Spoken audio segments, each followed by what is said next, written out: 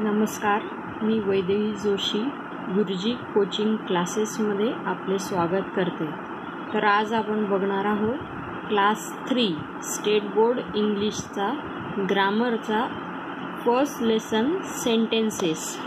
Sentences म्हणजे काय याची डेफिनेशन त्यांनी इंग्लिशमध्ये दिली आहे.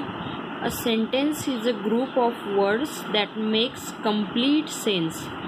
ज्या ग्रुप ऑफ वर्ड्सचा शब्दांचा तुम्हाला पूर्ण अर्थ लागतो असं वाक्य, असं ग्रुप म्हणजे सेंटेन्स. जसं आपण मराठीमध्ये म्हणतो मी आंबा खात आहे, या वाक्याचा आपल्याला पूर्ण अर्थ लागतो. पण आपण जर नुसतं म्हटलं मी आंबा काय खाते, फेकते, बघते, हे आपल्याला काहीच कळत नाही. तसंच इंग्लिशमध्ये सुद्धा जे वर्ड्स आपण यूज करतो ते अशा पद्धतीने ग्रुप करायचे असतात की त्याचा आपल्याला सेंटेन्स म्हणजे पूर्ण अर्थपूर्ण वाक्य बनवता येईल. जसं यांनी एक्झाम्पल्स दिले आहेत. Hockey is a wonderful game. Hockey हा गेम खूप छान आहे, आपल्याला या वाक्याचा अर्थ लागतोय. क्वेश्चन विचारलाय, are you going to school. तू शाळेत जाते आहेस का. जर असं विचारलं असतं आर यू गोइंग टू, पण नेमकं कुठे जाते, स्कूल, मार्केट, हे काहीच क्लिअर होत नाही. असे जे ग्रुप असतात असं वाक्य पूर्ण होऊ शकत नाही. Thank you, you are very kind म्हणजे तू खूप काइंड आहेस, या वाक्याचा अर्थ पूर्ण होतो. A sentence begins with a capital letter. Sentence हे नेहमी कॅपिटल लेटरने सुरू होतं and ends with a full stop, question mark, exclamation mark. त्यांनी ते मार्क कसे असतात ते ब्रॅकेटमध्ये दिलेलं आहे. एक्सक्लेमेशन मार्क कसं आहे, क्वेश्चन मार्क कसं आहे, फुल स्टॉप कसं आहे. First question A, tick the groups of words that are sentences. 2 examples दिलेत त्यांनी 1 नंबरला. ज्या वाक्याचा अर्थ आपल्याला लागतोय, पूर्ण लागतोय, असंच वाक्य सेंटेन्स असतं. तर ज्या वाक्याचा अर्थ पूर्ण लागतोय म्हणजे जे सेंटेन्स आहे त्याला टिक करायची आहे. A monkey swinging from a branch. A monkey is swinging from a branch. तर पहिल्या या वाक्यामध्ये इज मिसिंग आहे. A monkey swinging from a branch, पण काय एम इज आर काहीही टाकलेलं नाही. कुठल्याही नाऊन नंतर एम इज आर पैकी एक सप्लिमेंटरी वर्ब आलं पाहिजे. म्हणून दुसरं वाक्य a monkey is swinging from a branch हे करेक्ट आहे. There is a lion.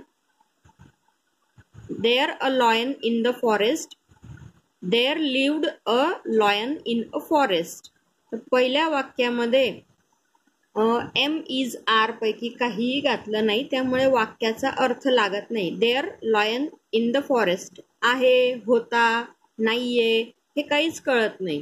There lived a lion in a forest म्हणजे तिथे फॉरेस्टमध्ये एक लॉयन होता, या वाक्याचा अर्थ पूर्ण लागतोय.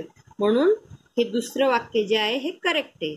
Third sentence, who is the tallest girl in the class.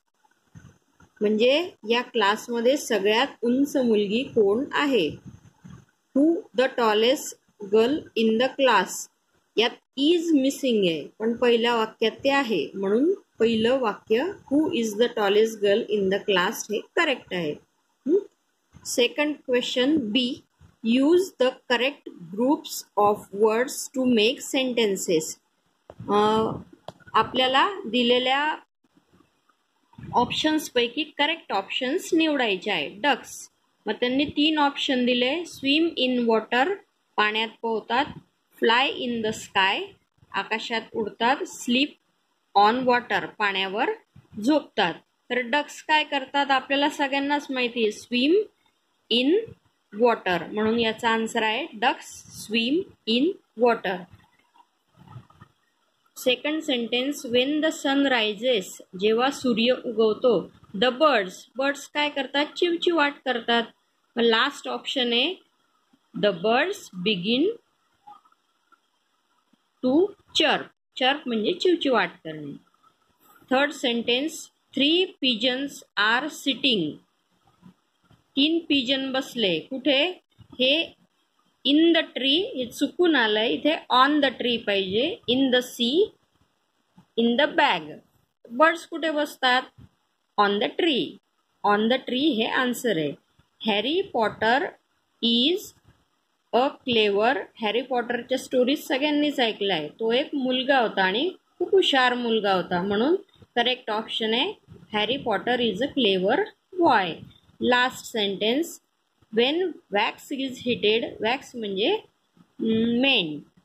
मग मेण जेव्हा आपण हिट करतो, आपण मेणबत्तीचं पाहिलंय. It flies away, melts quickly, freezes. तर काय होतं?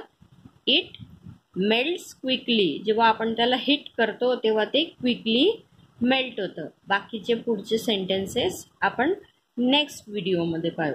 थँक्यू आणि लाईक सबस्क्राईब नक्की करा.